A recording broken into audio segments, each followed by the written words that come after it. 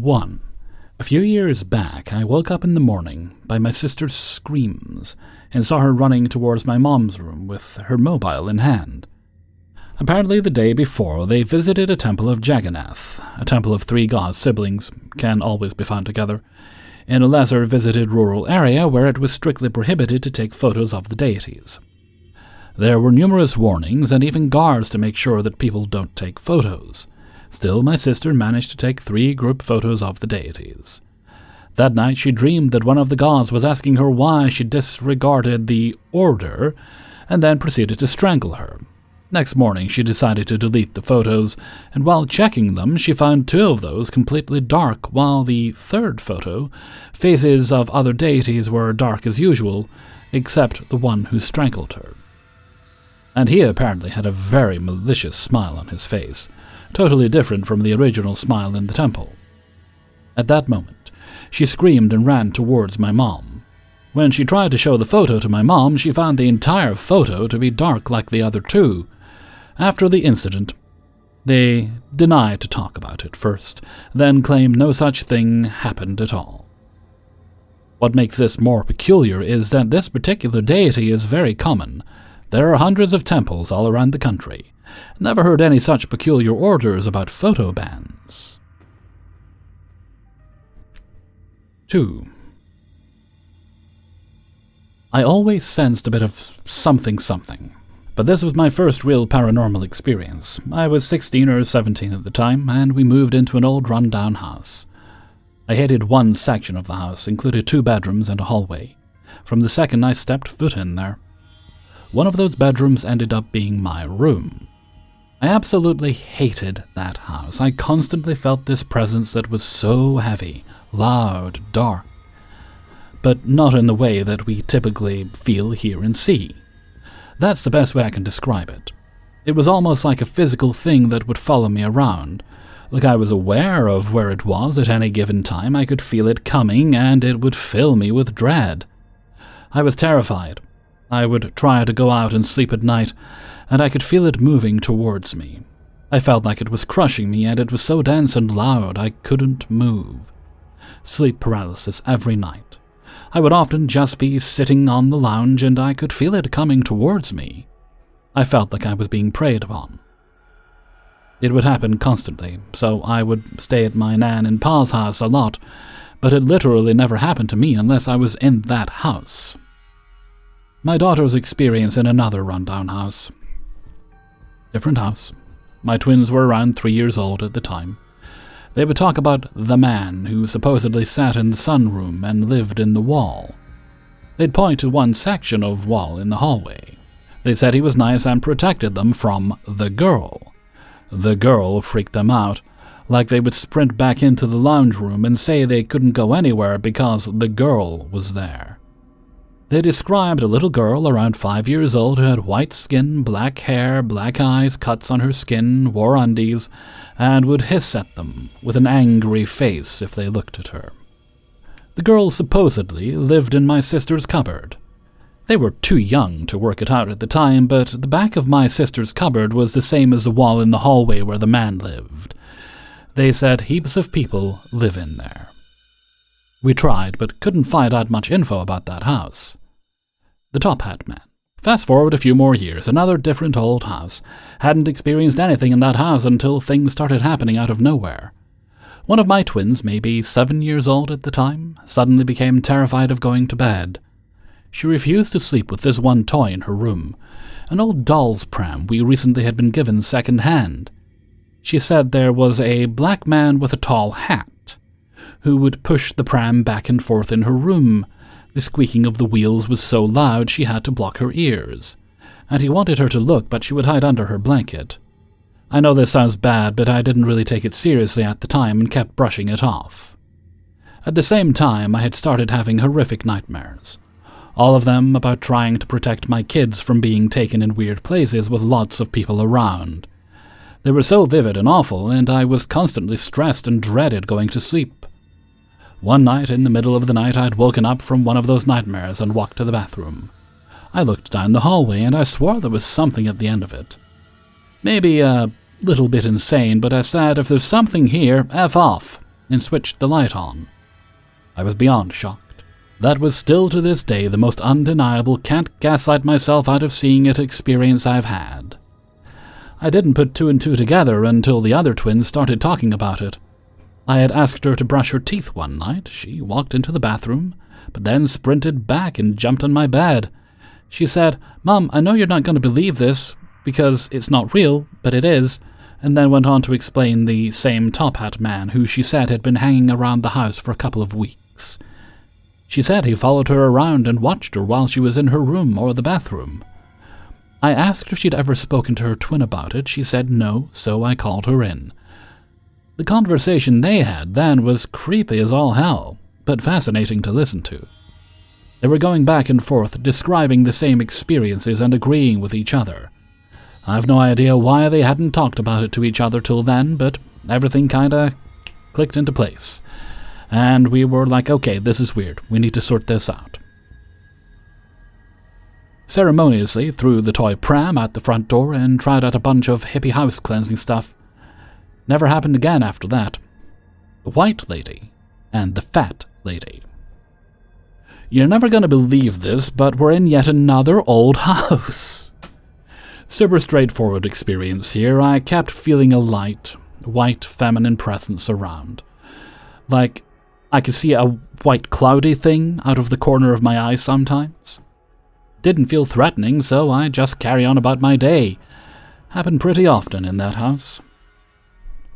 On the other hand, one of my twins refused to sleep in her initially designated bedroom because of what she called the fat lady.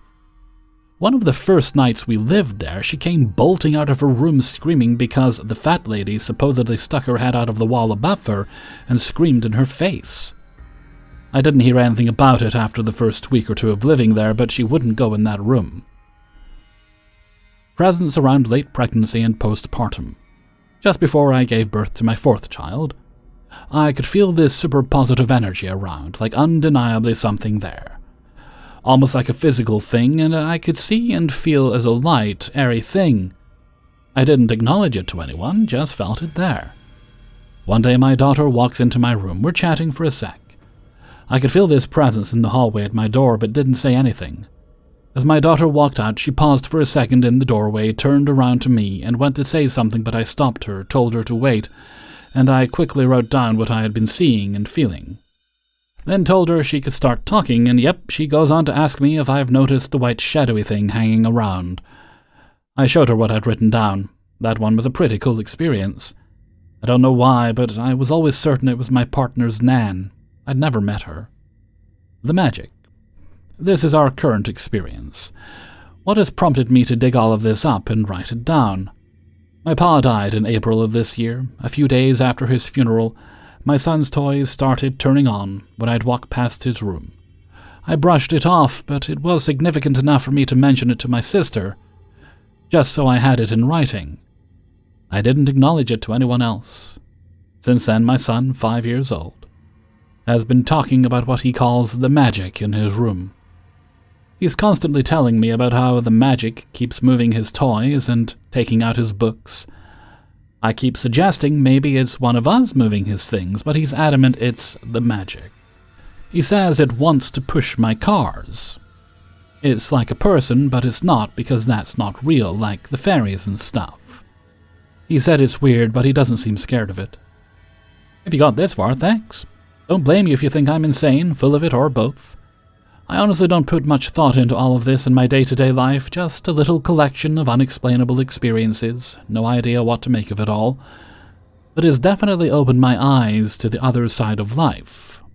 I hope there's a God, because I have so many questions for him when I die. 3. I'm fairly certain what I'm dealing with is a mimic, but I'm also open to any other ideas you guys might have. I've lived in the same house all my life, and for many, many years I've had experiences where I'm hearing family members, or even my own voice call my name, even when no one is home. I've become accustomed to this, so I am mostly able to ignore it. Of course, I have responded a couple of times out of habit, or when others are home and it's their voice I hear. Regardless, nothing negative has come of it that I can tell. I also hear the voices of my coworkers, especially when I'm at work. But still, when I see if they call me, they say they didn't. The scariest experience I've had with it was while I was working. I was standing next to a coworker while we were cleaning, and the woman's voice I didn't recognize was whispering into my ear as if her lips were nearly touching me, says my name, and I feel like I could feel her breath on my neck and her presence at my back. My skin tingled. The next most remarkable instance, though with some plausible deniability, was many years ago. I've always been a fitful sleeper, and it eventually developed into insomnia. During one of the many nights of restless, poor sleep, I heard my father shouting my name extremely loudly, the way he does when he is angry. I was only half asleep when I heard it. I got out of bed and stumbled downstairs to go to him, not fully realizing it was still dark and all the lights in the house were off. When he wasn't in the kitchen or family room, I opened the door to his bedroom, which is in the basement, and called out to him. I asked, "Did you call me?" He said no, very clearly confused, and I went back to bed. There are periods where it will stop for maybe a month or two, then come back. I've never really felt anything malicious from it. It's just odd to me that it follows me around so persistently and for so many years across multiple places, when nothing has ever come from it. I've had other paranormal experiences. Seeing things launched across the room, even a more harmful interaction that did not include me, a decorative ceramic dish high up on out-of-the-way shelves falling over suddenly after being there for over 18 years, and nearly falling on my grandfather's head. 4 years ago, when I was being dumb, I invited an entity to come into my space and interact with me before I went to sleep. It was one of the most peaceful, restful sleeps I had ever had, and though I woke up a few times, it was to what felt like gentle caresses on my face, and my hair being softly pushed behind my ear. I didn't open my eyes as I had promised the entity I wouldn't, but the entire time I felt safe and cared for. Months later I attempted it again, and while I was still treated gently, I got the impression that whatever it was trying to warn me it would be dangerous to contact it again. Not danger from itself, but something else. I heeded that warning, and have not called out to it since.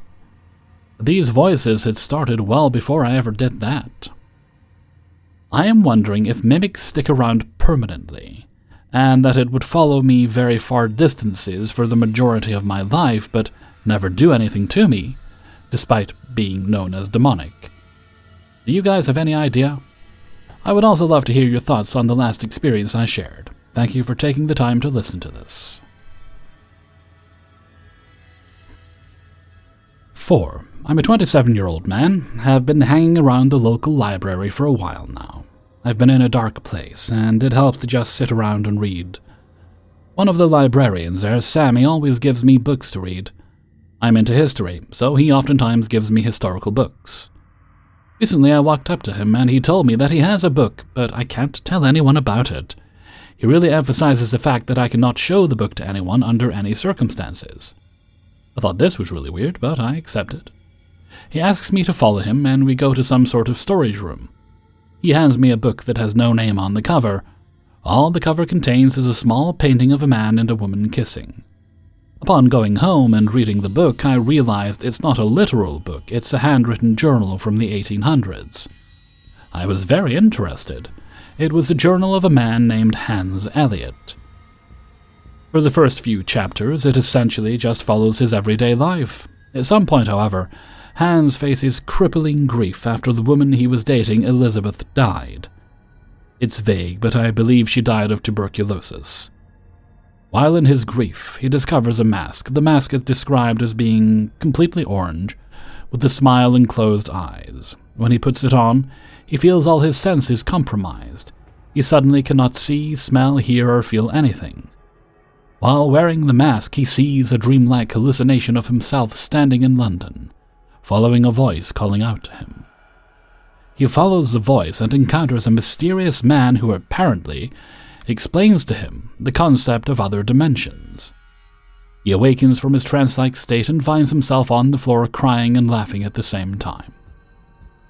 The rest of the journal mainly consists of him documenting his experiences with the mask, as well as featuring poems, sheet music, drawings, paintings, and short stories made by Hans Eliot. I want to get to my unusual experiences, so if you have any questions about the journal itself, just ask me. Anyway, I was very interested. I googled him and found absolutely no records of an artist named Hans Elliot that lived in the 1800s. I totally thought that Sammy had fallen for some sort of misinformation, so I went back to the library. I explained to him what I found, and he suddenly smiles and says, "Come back tomorrow." Skipping to the next day, I returned to the library. Sammy explains that the journal was handed down to him across several generations. He says that Hans is not a historical figure, but one of his ancestors.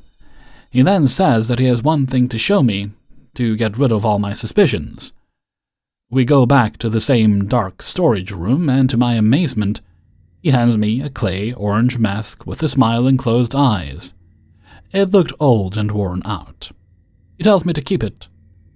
When I got home, I kind of forgot about it, but finally decided to run an experiment with the mask. I grabbed my acoustic guitar, put my phone on record, and propped it up to where it was facing me. And when I just slowly slipped the mask onto my face, I started to feel my surroundings disappear. It was such a strange experience. It was like being dead, but still somewhat being alive. Other than being able to think, all my senses just vanished. It was like I was nowhere. I was just existing. I can barely remember anything after that. My phone ran out of storage and stopped recording. I woke up to find myself curled up on the floor, crying. It was literal weeks before I could bring myself to watch the video on my phone. I finally watched it. I saw myself staring blankly at a wall for about 5 minutes, not moving a muscle. Then I put my fingers on the frets of the guitar and start strumming it. I start singing. I can barely make out the words. I can make out myself saying "Hans, oh Hans" several times. I can hear myself screaming the name Elizabeth at one point. And then I drop the guitar on the floor and start wailing and screaming. I can't remember any of it. I also noticed things. I heard the sounds of footsteps even though I live alone. I heard my light switches clicking on and off. I heard someone speaking, but I can't make out the words. I perfectly understand what the mask is, however, it's a map to other dimensions. I swear it is. It acts as a doorway between universes. Ever since I put the mask on, I've been seeing things. I've seen figures standing in the doorway of my bedroom. I've seen inhuman creatures. I've had very unusual dreams. I've heard people singing. I've seen a child version of myself in the backyard playing with his friends, but they don't acknowledge me. I've seen strange lights, and most disturbingly, I've seen a man staring at me wearing a suit. He has black hair, and he wears the same orange mask. Once he took it off, and I took in every feature of his face. It was burned in my brain. Once Sammy gave me 2 pictures of him. One was from behind, and another was of him wearing the mask. I swear to God, I took in his hair and his entire face. I don't care if I couldn't see his entire face.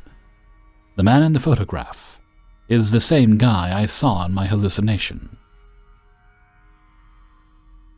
5. What do you believe in? I personally believe there can be paranormal in the world. Many unlimited possibilities of what can be real and what can't be. Sometimes we can leave it up to floaters or hallucinations. I'm open to knowing something can just be in my head. This time it was real. This story still gives me chills to this day. I was in my childhood house, home alone at a young age. I believe I was 12 or 11. It was a townhouse. I had a YouTube on in my living room, probably some gaming YouTuber. I was in my kitchen right by the table. To my left, my front door walkway had the bathroom right there on the right, and to my right was the dining room connecting to the living room, which had a fireplace by the TV on the wall. I remember standing right in the middle. I looked up to the bathroom and remember seeing this nurse in a gray aura and color creepily walk out of the opened bathroom, slow and rugged-like, but at the same time so normal. She had worn a crown like the nurses in the 60s did. I was so scared, but so in shock that it almost didn't register what I was seeing. Whatever vibe this woman had, it wasn't a good one. I didn't feel safe. I tried blinking, and she was still there, only this time looking around. I looked to my right, which was the dining room, then looked back, she's still there. I looked back at the dining room, then out of nowhere, and I mean this woman charged at me at a speed that I can't even describe in words. I ran for my life. I never was so afraid of something in my whole life. Me being a dummy and a child at the time, I was running towards the living room, which had the fireplace in the wall. I remember turning around, and this woman was right behind me, still running at Godspeed. This woman's speed was so fast it was like she was gliding. I looked right forward and ran to the wall. I thought I was going to die. I turned around again after blinking. She wasn't there. I was so afraid. I was home alone. I talked to my mom about it. My mom believed me, but was very creeped out by it. We always believed in paranormal stuff, but, this was different. This was full-on real. It was horrifying and unnerving. My father didn't believe me, of course. He honestly would joke around about it, saying it was an old maid that worked for his family member that wanted to get me. God rest his soul, he didn't get it. My mom told me to tell my nana because she was a nurse, and apparently if you see someone who looks like someone, that usually is a bad omen and means they could die soon. I talked to my nana about it. My nana believed me right away and told me that what I saw couldn't have been fake. I asked her if she knew a nurse had died recently. She said no, and she was in perfect health. I pieced it together. How in the hell would I know a nurse's outfit would look like that? I looked at a picture from Google like old nurses. This woman had looked just like the woman I saw. This woman I saw was not from my time. She was so fast I couldn't see her exact features, but she was a woman, probably in her 20s or 30s, with a frown and a gown. God, it still scares me. I hope she never finds me. God rest her soul if she knew my nana or was a good person. I have told this story to a couple of my friends, ex-girlfriends, and family. If they don't believe me, that's okay. I wouldn't either. If you guys don't believe me, that's okay too. Whenever I mention this woman, I get chills. I've only seen her once. I remember not feeling safe in that bathroom my whole life. From Bloody Mary to that whole house had a very lovely vibe, but definitely some crazy stuff would be unexplainable sometimes, in damn near every room. Never unsafe, though. I miss it every day. Recently, a couple of days ago, me and my mother were both talking together in our hotel. We had been trying to find a house. Recently, we just bought one. My mom told me that she saw this woman too. She saw this woman right by the foyer in the bathroom, Godspeed running into the bathroom from the kitchen, disappearing. She recounted that she didn't feel safe and prayed right after, just like I did. We both had chills. Although I am very happy in life and okay now, this woman never left the back of my mind. Hey everybody, Hellfreezer here, and thank you very much for listening to Paranormal Stories 397. And thank you very much to everybody who allowed me to use their stories in this video. Before you go, please hit the like button and subscribe if you haven't done so already. There is also a link in the description, possibly, to my secondary channel where you get all the non-Reddit reading content. Very exciting stuff. We're expanding here in the Hellfreezer world, and we're not filled with misery. Question of the day. I gotta be honest with you, I've kind of run out of questions of the day for now, so we're going to take a little bit of a pause. I'm not going to make them go away forever, but we're taking a bit of a pause, and we will bring them back later. So until next time, thank you very much for listening, and take very good care of yourselves.